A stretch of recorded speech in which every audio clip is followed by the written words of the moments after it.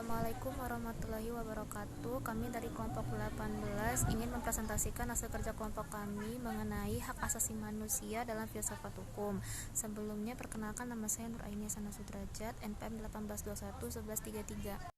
Nama saya Novita Sari, NPM 18211060. Nama saya Putri Marani, NPM 18211072. Hak asasi manusia atau HAM. Menurut Frans Magnus Suseno, konsep dasar hak asasi manusia memiliki dua dimensi pemikiran, yaitu yang pertama, dimensi universalitas, yakni substansi hak asasi manusia yang pada hakikatnya bersifat umum dan tidak terikat waktu dan tempat. Dua, dimensi kontekstualitas, yakni penerapan hak asasi manusia atau HAM yang bila ditinjau dari tempat berlakunya. Maksudnya adalah ide-ide HAM dapat diterapkan secara efektif sepanjang tempatnya memberikan suasana kondusif untuk itu. Perkembangan hak asasi manusia di dunia dimulai tahun 622 Masehi pada saat dikeluarkannya Piagam Madinah, yaitu piagam tentang hak asasi manusia. Kemudian di tahun 1215 di Inggris yang dikenal dengan Magna Carta mengenai hak-hak yang diberikan oleh raja dari Inggris kepada bangsawan di bawahnya. Tahun 1689 lahirlah Bill of Rights atau Undang-Undang mengenai hak. Tahun 1789 di Prancis juga terdapat pernyataan hak-hak manusia dan warga negara.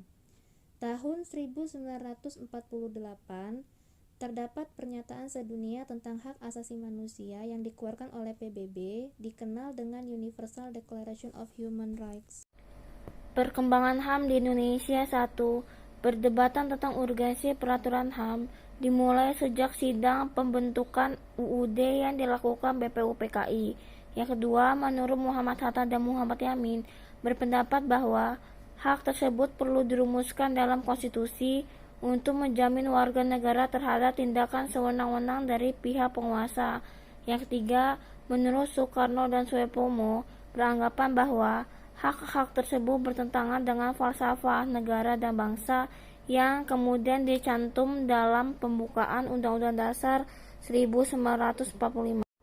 Nomor 4. Dalam naskah Undang-Undang Dasar 1945, sebelum mengalami perubahan terhadap materi mengenai HAM yang terdiri dari hak asasi klasik dan hak asasi sosial.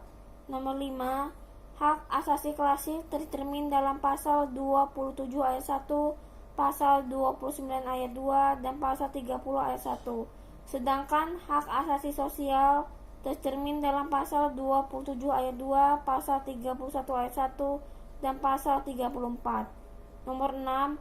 Dalam konstitusi RIS, peraturan HAM klasik tercantum dalam 27 pasal mulai dari pasal 7 sampai pasal 33. Sementara hak asasi sosial dituangkan dalam pasal 34. Nomor 7. Dalam Undang-Undang Dasar sementara 1950, HAM klasik dirumuskan dalam 28 pasal mulai pasal 7 sampai pasal 34, dan hak asasi sosial dirumuskan dalam 9 pasal, yaitu pasal 35 sampai pasal 43. Nomor 8.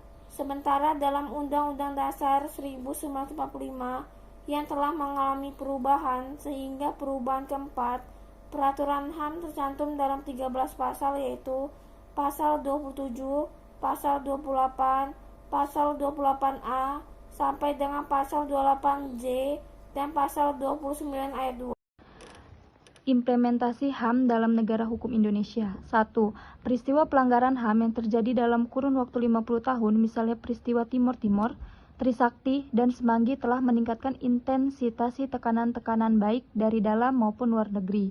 2. Sehingga pemerintah Indonesia perlu segera melakukan langkah-langkah konkret mencegah dan mengatasi pelanggaran HAM yang lebih luas dan menimbulkan korban yang lebih besar. Langkah-langkah pemerintah RI. 1. Di bidang legislasi, untuk menghadapi pelanggaran HAM sudah dimulai dengan upaya pembentukan Komisi Nasional HAM melalui Keputusan Presiden Nomor 53 Tahun 1993. 2. Selain itu, pemerintah juga telah meratifikasi konvensi-konvensi HAM, kemudian melanjutkan dengan penyusunan peraturan perundangan yang melindungi HAM, UU Nomor 39 Tahun 1999 tentang HAM dan UU Nomor 26 Tahun 2000 tentang Pengadilan HAM.